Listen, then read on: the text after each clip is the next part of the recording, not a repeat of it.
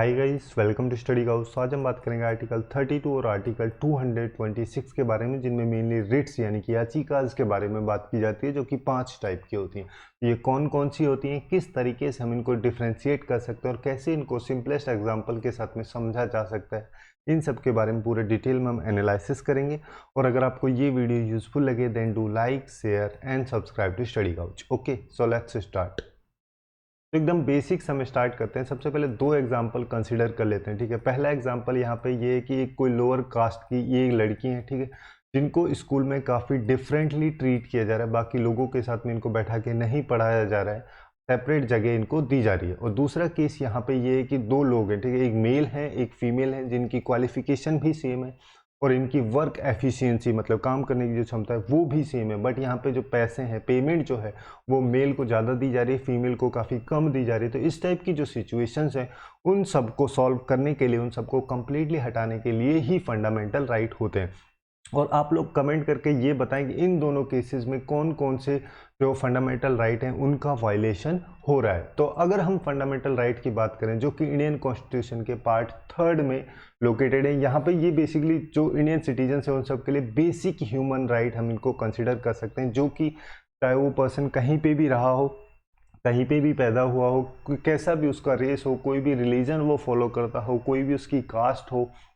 कोई भी उसको जेंडर हो, इन सब चीज़ों को ना देखते हुए ये जो फंडामेंटल राइट यानी कि मौलिक अधिकार हैं सारे लोगों के लिए एप्लीकेबल होते हैं। और टोटल इनको 6 कैटेगरीज में कैटेगराइज किया जाता है, जैसे कि right to equality, right to freedom, right against exploitation, और right to freedom of religion, culture and educational right, और राइट टू कॉन्स्टिट्यूशनल रेमेडीज। अब यहाँ पे हम देख सकते हैं कि काफ़ी अच्छी इंप्रेसिव लिस्ट कॉन्स्टिट्यूशन में बनाई गई है फंडामेंटल राइट्स की, और जिनको काफ़ी अच्छी तरीके से भी लिखा गया है, बट लिखा होना ही इनफ नहीं होता है।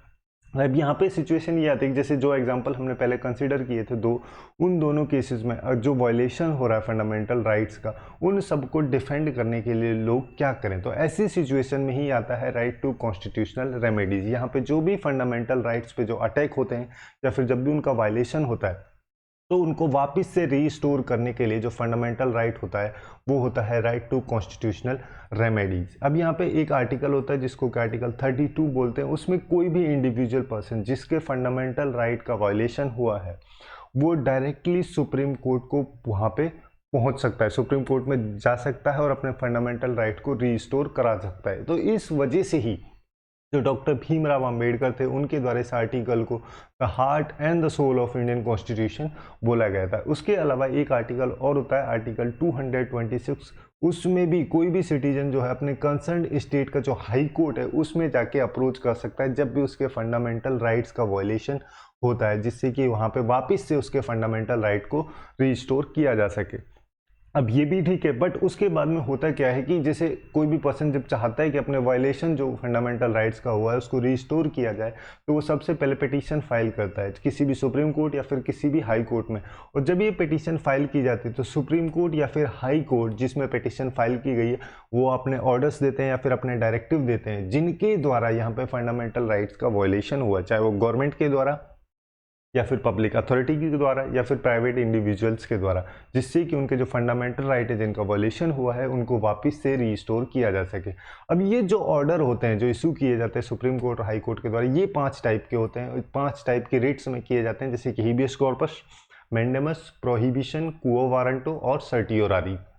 एक एक करके अगर हम बात करें, हीबियस कॉर्पस होता है जिसका लिटरल मीनिंग जो होता है to have the body of, मतलब बॉडी को प्रेजेंट करने के बारे में यहाँ पे बात की जाती है। एक केस कंसीडर करते हैं, जैसे कि मान लो पुलिस के द्वारा किसी भी हड़ताल वगैरह की सिचुएशन हो रही है, वहाँ पे किसी भी पर्सन को ऐसे उठा के जेल में डाल दिया गया, तो ऐसी सिचुएशन में वहाँ पे कोई लॉफुल तरीके से उसको नहीं डाला गया है और ये हम केस कंसिडर कर रहे हैं, ठीक है। तो ऐसी सिचुएशन में जो इंडिविजुअल के राइट्स होते हैं उन सबको प्रोटेक्ट करने के लिए ही जो हीबियस कॉर्पस है ये रिट होती है। यहाँ पे जैसे कोई भी पर्सन जिसको डिटेन किया गया है, जिसको जेल में डाला गया है, या फिर उसके बिहाफ पे कोई भी पर्सन जो है वो पिटीशन फाइल कर सकता है सुप्रीम कोर्ट या फिर हाई कोर्ट में। फिर उसके बाद में होता है क्या है, सुप्रीम कोर्ट या हाई कोर्ट जहाँ पे वो फाइल की गई है वहाँ से जो पब्लिक ऑफिशियल्स के अगेंस्ट में फाइल की गई उन पब्लिक ऑफिशियल्स को यहाँ पे कोर्ट के द्वारा ऑर्डर दिया जाता है कि जिस पर्सन को आपने डिटेन किया गया है उसको कोर्ट में प्रेजेंट किया जाए। फिर उसके बाद में कोर्ट जो है वहाँ पे एग्जामिन करता है कि जिस ग्राउंड पे उसको डिटेन किया गया है, जिस ग्राउंड पे उसको रखा गया है जेल में, तो क्या वो सही है या फिर नहीं है। अगर वो सही नहीं है, कोई लीगल जस्टिफिकेशन उसकी नहीं है, तो उस पर्सन को फ्री कर दिया जाता है। बट यहाँ पे कुछ केसेस होते हैं, जैसे कि अगर मान लो डिटेंशन जो है, अगर उसको जेल में जो रखा गया है वो लॉफुल तरीके से रखा गया है, या फिर कोर्ट की कंटेम्प्ट की वजह से उसको जेल में डाला गया है, या फिर लेजिस्लेचर की कंटेम्प्ट की वजह से उसको जेल में डाला गया है, और इस टाइप का जो, या फिर किसी भी कोर्ट के द्वारा यहाँ पे ऑर्डर दिया गया कि इस पर्सन को डिटेन किया जाए, तो ऐसी सिचुएशन में जो हीबियस कॉर्पस होता है उसको इशू नहीं किया जा सकता। उस टाइप की जो रिट होती है उसको इशू नहीं किया जा सकता। उसके साथ साथ एक केस और होता है, जैसे कि मान लो कोई ए हाई कोर्ट है, ठीक है, ए हाई कोर्ट जिसका जुरिस्डिक्शन जो है इस एरिया में है, और जो पर्सन है जिसको डिटेन किया गया वो इस एरिया का है, तो यहाँ पे जो ए हाई कोर्ट है ये हीबियस कॉर्पस इशू नहीं कर सकता, क्योंकि इसके जुरिस्डिक्शन के अंदर ये वाला एरिया आता ही नहीं है। तो इस तरीके की सिचुएशंस में जो हीबियस कॉर्पस की रिट होती है उसको इशू नहीं किया जा सकता। और एक केस और होता है, अगर मान लो पहले से ही जब उस पर्सन को डिटेन किया गया उसके तुरंत बाद ही पुलिस के द्वारा उसको वहाँ पे जो जुडिशियल मजिस्ट्रेट या कोर्ट जो है उसके सामने वहाँ पे पेश कर दिया गया, तो उसके बाद में जो हीबियस कॉर्पस की रिट है उसको इशू नहीं किया जा सकता। ये केसेस होते हैं कुछ। अब यहाँ पे हम बात करते हैं नेक्स्ट के बारे में। नेक्स्ट रिट है मैंडेमस, जिसका लिटरल मीनिंग होता है वी कमांड, ठीक है। इसको हम सिंपलेस्ट एग्जांपल से यहाँ पे समझ सकते हैं। जैसे मान लो कोई भी ये पर्सन है, ये यहाँ पे डायरेक्ट सुप्रीम कोर्ट को बोल सकते हैं, अगर पुलिस इनकी कंप्लेंट नहीं ले रही है तो ऐसी सिचुएशन में जो सुप्रीम कोर्ट है वो पुलिस को बोलेंगे कि आपको इनकी कंप्लेंट लेनी चाहिए। उसके अलावा यहाँ पे कोई जैसे पब्लिक अथॉरिटी जो है वो हो सकती है, ठीक है, पुलिस हो गई, ये तो पब्लिक ऑफिशियल्स हो गए, या फिर उसके अलावा जैसे मान लो कोई लोअर कोर्ट, कोई डिस्ट्रिक्ट कोर्ट है जिसमें इनका केस नहीं लिया जा रहा है, तो ऐसी सिचुएशन में जो सुप्रीम कोर्ट या हाई कोर्ट जो है वो उनको बोल सकते हैं कि अपनी जो ऑफिशियल ड्यूटीज़ हैं उनको करेक्टली परफॉर्म किया जाए। तो यहाँ पे कुछ जैसे पब्लिक बॉडीज हो गई, या फिर कोई भी कॉरपोरेशन हो गई, या फिर कोई भी इंफीरियर कोर्ट हो गया, ट्रिब्यूनल हो गया, या फिर गवर्नमेंट जो हो गया, इन सब के अगेंस्ट में जो मैंडेमस की रिट है उसको इशू किया जा सकता है। अब यहाँ पे हाई कोर्ट जो है, जैसे सुप्रीम कोर्ट तो बस फंडामेंटल राइट्स के वॉयलेशन के लिए ही मैंडेमस को इशू कर सकता है, बट जो हाई कोर्ट है ऑर्डिनरी लॉज जो हैं या फिर लीगल राइट जो हैं उन सब के वॉयलेशन जब भी होता है तो ऐसी सिचुएशन में भी जो हाई कोर्ट्स होते हैं वो मैंडेमस रिट को इशू कर सकते हैं। अब यहाँ पे जैसे कोई भी पब्लिक ऑफिशियल्स जो होते हैं उन सब के लिए एक केस और होता है, जैसे कि कोई भी लॉ जो पास किया गया है और फिर बाद में सुप्रीम कोर्ट या हाई कोर्ट कंसीडर करता है कि वो जो लॉ है अनकॉन्स्टिट्यूशनल है, उसको इम्प्लीमेंट नहीं किया जाना चाहिए, तो ऐसी सिचुएशन में भी कुछ डायरेक्टिव्स जो हैं वो मैंडेमस रिट के थ्रू जो सुप्रीम कोर्ट या हाई कोर्ट है उनके द्वारा पब्लिक ऑफिशियल्स को यहाँ पे बोले जा सकते हैं कि इस टाइप का जो लॉ है इसको इम्प्लीमेंट ना किया जाए, तो उसमें भी जो रिट इशू की जाती है वो मैंडेमस होती है। जो ये रेट है ये डिस्क्रिमिनेटरी होती है, मतलब कि हाई कोर्ट जो है यहाँ पे रिफ्यूज भी कर सकता है कि इस जो मैंडेमस रेट है उसको इशू ना किया जाए खुद के द्वारा, और यहाँ पे कुछ अल्टरनेटिव रास्ता भी वो बता सकता है कि इसकी बजाय ये सिचुएशंस को इस तरीके से हैंडल किया जाए, इस वजह से ही इस रेट को डिस्क्रिमिनेटरी बोला जाता है। अब यहाँ पे कुछ केसेस होते हैं जब ये जो मैंडेमस रिट है इशू नहीं की जा सकती। अगर मान लो कोई प्राइवेट इंडिविजुअल के बारे में बात की जा रही है या फिर कोई प्राइवेट बॉडी के बारे में बात की जा रही है, तो ऐसे केसेस में जो मैंडेमस की रिट है उसको इशू नहीं किया जा सकता।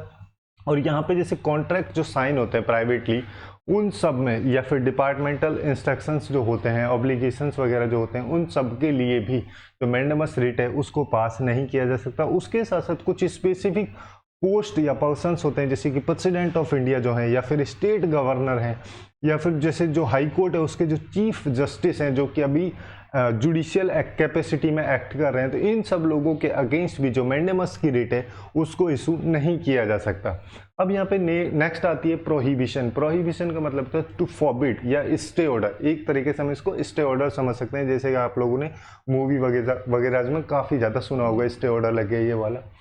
तो ये जो प्रोहिबिशन की रेट होती है इसको हम यहाँ पे ऐसे समझ सकते हैं कि जैसे मान लो सुप्रीम कोर्ट जो है किसी भी डिस्ट्रिक्ट कोर्ट को बोल सकता है कि आपका जो जुरिस्डिक्शन है उसके अंदर ही काम करिए, उसके बाहर ना जाए, और जो डिस्ट्रिक्ट कोर्ट है उसको ये सुप्रीम कोर्ट की बात माननी पड़ेगी। यहाँ पे सुप्रीम कोर्ट के बारे में ही बात की जा रही है, बट यहाँ पे जैसे कोई भी हायर कोर्ट, जैसे सुप्रीम कोर्ट जो है डिस्ट्रिक्ट कोर्ट को कर सकता है, हाई कोर्ट भी डिस्ट्रिक्ट कोर्ट को कर सकता है, तो कोई भी बड़ा कोर्ट छोटे वाले कोर्ट को यहाँ पे लेवल के बेसिस पर हम बात कर रहे हैं कि बोल सकता है डायरेक्टली कि अगर उनका जो जुरिस्डिक्शन है उसके अंदर ही वो काम करें और बाहर जाके अपना काम ना करें। तो इस टाइप की सिचुएशंस में जो रिट इशू की जाती है उसको प्रोहिबिशन बोलते हैं। यहाँ पे जैसे जुडिशियल या फिर जो क्वाजी जुडिशियल अथॉरिटीज होती हैं उन सब के अगेंस्ट में ही जो प्रोहिबिशन की रिट है इसको इशू किया जाता है। अब जुडिशियल अथॉरिटीज की अगर हम बात करें, जैसे कि कोई भी कोर्ट हो गया या फिर कोई भी स्पेशल मास्टर, रिसीवर, ट्रिब्यूनल हो गया या फिर कोई भी इस टाइप की बॉडी जिसमें कि गवर्नमेंट अथॉरिटीज़ भी इंक्लूडेड हैं जो कि जुडिशियल पावर में अपना एक्ट कर रही हैं, अपना काम कर रही हैं, तो इस टाइप की जो अथॉरिटीज़ होती हैं उनको जुडिशियल अथॉरिटीज़ बोला जाता है। और यहाँ पे अगर हम क्वाजी जुडिशियल अथॉरिटीज़ या क्वाजी जुडिशियल बॉडीज़ की बात करें, जैसे कि NHRC यानी कि नेशनल ह्यूमन राइट कमीशन हो गया, या फिर CCI यानी कि कंपटीशन कमीशन ऑफ इंडिया हो गया, या फिर इनकम टैक्स अपीलेट ट्रिब्यूनल हो गया, इस टाइप की जो बॉडीज़ होती हैं उनको क्वाजी जुडिशियल बॉडीज़ बोला जाता है। बट यहाँ पे कुछ एडमिनिस्ट्रेटिव अथॉरिटीज़ जो होती हैं या फिर जैसे लेजिस्लेटिव बॉडीज़ होती हैं या फिर प्राइवेट इंडिविजुअल जो होते हैं या फिर प्राइवेट पर्सन, प्राइवेट बॉडीज़ जो होती हैं, उन सब के अगेंस्ट में जो प्रोहिबिशन की रिट है उसको इशू नहीं किया जा सकता। अब वो क्वो वारंटे की बात करते हैं। क्वो वारंटे के केस में हम एक केस कंसीडर कर सकते हैं, ठीक है, जैसे कि मान लेते हैं यूपीएससी है, यूपीएससी के जो चेयरमैन होते हैं टोटल, उनमें से 2 चेयरमैन, एक ये हैं और एक ये हैं, पता नहीं कैसे बस बन गए। इनकी क्वालिफिकेशन ये कि बहुत दूर तक इनकी पहुंचे और इनकी एज जो है 30 है।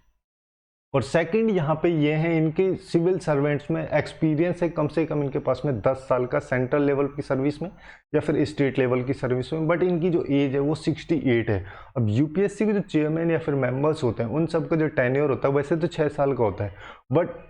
उसके साथ साथ वहाँ पे एज लिमिट भी होती है कि 65 से ज़्यादा नहीं होनी चाहिए। तो यहाँ पे इस टाइप की जो सिचुएशंस हो रही हैं, जैसे कि इनकी एज 68 हो गई जो कि 65 से ज़्यादा है, इनके पास में क्वालिफिकेशन ही नहीं है, तो इस टाइप की जो सिचुएशंस होती हैं इन सब के अगेंस्ट में जो रिट इशू की जाती है किसी भी कोर्ट के द्वारा किसी भी पब्लिक अथॉरिटी के लिए, या तो वो यूपीएससी के लिए भी रिट इशू कर सकते हैं या फिर इन पर्सनस के पास में भी, तो इस टाइप की सिचुएशंस में जो रिट इशू की जाती है उसको बोला जाता है क्वो वारंटो। क्वो वारंटो का मतलब यहाँ बेसिकली लिटरल मीनिंग जो होता है वो होता है बाय व्हाट अथॉरिटी और वारंट, किस अथॉरिटी से आपके पास में ये पोस्ट है किसी पर्सन के अगेंस्ट में अगर की जा रही है तो, और किसी पब्लिक ऑफिशियल या फिर पब्लिक ऑफिस के अगेंस्ट में की जा रही है तो किस अथॉरिटी से आपने इनको ये पोस्ट दी है। यहाँ पे मतलब कि जैसे ये जो पब्लिक ऑफिस जो होता है यह इंडियन कॉन्स्टिट्यूशन में लिखा होना चाहिए और इसको एक स्टैट्यूट के द्वारा क्रिएट किया जाना चाहिए। तो इस टाइप की जो सिचुएशंस होती हैं उन सब के लिए जो रिट इशू की जाती है उसको बोला जाता है क्वो वारंटो। बट यहाँ पे जैसे कोई भी मिनिस्ट्रियल ऑफिस हो गया या फिर कोई भी प्राइवेट ऑफिस जो है उन सब के अगेंस्ट में जो क्वो वारंटो की रिट है उसको इशू नहीं किया जा सकता। अब यहाँ पे नेक्स्ट एंड लास्ट आती है सर्टियोरारी, ठीक है। सर्टियोरारी का मतलब यहाँ पे होता है literal meaning to be certified और टू बी इन्फॉर्म्ड, जिसमें कि सुप्रीम कोर्ट या फिर हाई कोर्ट जो है किसी भी लोअर कोर्ट को, किसी भी ट्रिब्यूनल को या फिर किसी भी क्वाजी जुडिशियल बॉडी को, जिसके बारे में अभी हमने बात की थी, इन सबको जनरली जो सर्टियोरारी की जो रिट है उसको इशू कर सकते हैं। यहाँ पे जो बेसिकली होता क्या है, जैसे मान लो कोई भी लोअर कोर्ट के द्वारा या फिर कोई भी क्वाजी जुडिशियल बॉडी है या ट्रिब्यूनल जो है उसके द्वारा जो भी जजमेंट दिया गया है उसको ओवर रूल करने के लिए जो सर्टियोरारी जनरली इस रिट का यूज़ किया जाता है सुप्रीम कोर्ट, हाई कोर्ट के द्वारा। बट यहाँ पे जैसे कोर्ट जो है किसी भी लोअर कोर्ट को या फिर कोई भी और अथॉरिटी को ऑर्डर दे सकता है कि जैसे कोई भी केस जो है अगर मान लो सुप्रीम कोर्ट कंसीडर करता है कि ये जो केस है काफ़ी इंपॉर्टेंट है, तो ऐसी सिचुएशन में वो डिस्ट्रिक्ट कोर्ट में जो केस चल रहा है उसको वापस से अपने अंडर में ले सकता है। तो उसके लिए जो रिट इशू की जाती है उसको सर्टियोरारी के नाम से बोला जाता है। यहाँ पे जैसे पुराने लॉज वगैरह में जो भी जजमेंट दिए गए उनको एरर को करेक्ट करने के लिए यहाँ पे इस तरीके की ग्राउंड में जो इशू की जाती है रिट वो होती है सर्टियोरारी। अब यहाँ पे जैसे कि जो भी एडमिनिस्ट्रेटिव अथॉरिटीज़ हैं जो कि इंडिविजुअल्स के राइट्स को अफेक्ट कर रही हैं उन सब के अगेंस्ट में यहाँ पे सर्टियोरारी का जो रेट है उसको इशू किया जाता है। बट कुछ केसेस होते हैं जैसे कि लेजिस्लेटिव बॉडी हो गई या फिर प्राइवेट इंडिविजुअल हो गए या फिर प्राइवेट बॉडीज़ जो हैं उन सब के अगेंस्ट में जो सर्टियोरारी की रेट है इसको इशू नहीं किया जा सकता। और उसके साथ साथ जैसे कोई इक्वल कोर्ट या फिर कोई हाई कोर्ट जो है वो भी इशू नहीं कर सकता। जैसे ही मान लो राजस्थान के हाई कोर्ट के द्वारा कोई जजमेंट दिया गया है उसको यूपी का जो हाई कोर्ट है वो ओवर रूल नहीं कर सकता, उसको सुप्रीम कोर्ट ही कर सकता है। इक्वल टाइप के जो हाई कोर्ट्स होते हैं या फिर इक्वल टाइप के जो कोर्ट्स होते हैं वो एक दूसरे के जजमेंट को ओवर रूल नहीं कर सकते। तो इस टाइप की जो सिचुएशंस होती हैं वो सर्टियोरारी में होती हैं। अब यहाँ पे हमने देखे थे आर्टिकल 32 और आर्टिकल 26, एकदम ग्लैंस में हम इनको देख लेते हैं। जैसे कि आर्टिकल 32 जो है वो बस फंडामेंटल राइट्स के लिए ही है,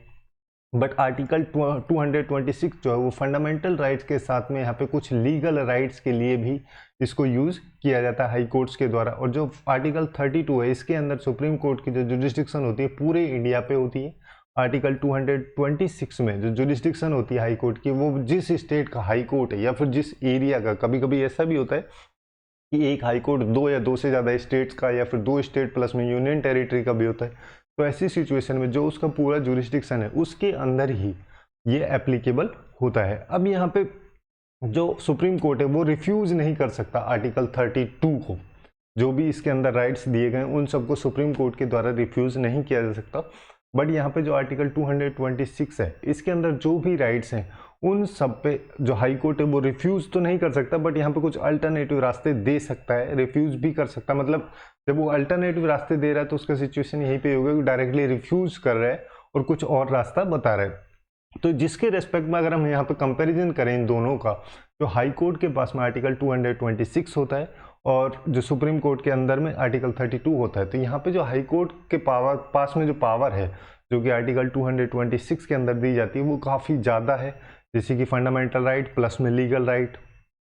तो इस टाइप की सिचुएशंस जो होती हैं यहाँ पे देखी जा सकती हैं। तो यही थी कुछ इंपॉर्टेंट इन्फॉर्मेशन आर्टिकल 32 और आर्टिकल 226 के बारे में। उसके साथ साथ हमने बात की 5 रिट्स के बारे में, क्या होती हैं, किस तरीके से हमको इजीली डिफरेंशिएट कर सकते हैं। और आप लोगों के पास में एक क्विज़ है जो स्टार्टिंग में हमने एग्जाम्पल देखे थे, आप लोगों को कमेंट करके ये बताना है कि उनमें किस टाइप का जो राइट है उसका वहाँ पे वायलेशन हो रहा है। सो आज के लिए बस इतना ही। Hopefully you guys find it useful, and if you find it useful then do like, share and subscribe to Study Couch. Thanks for watching and have a good day.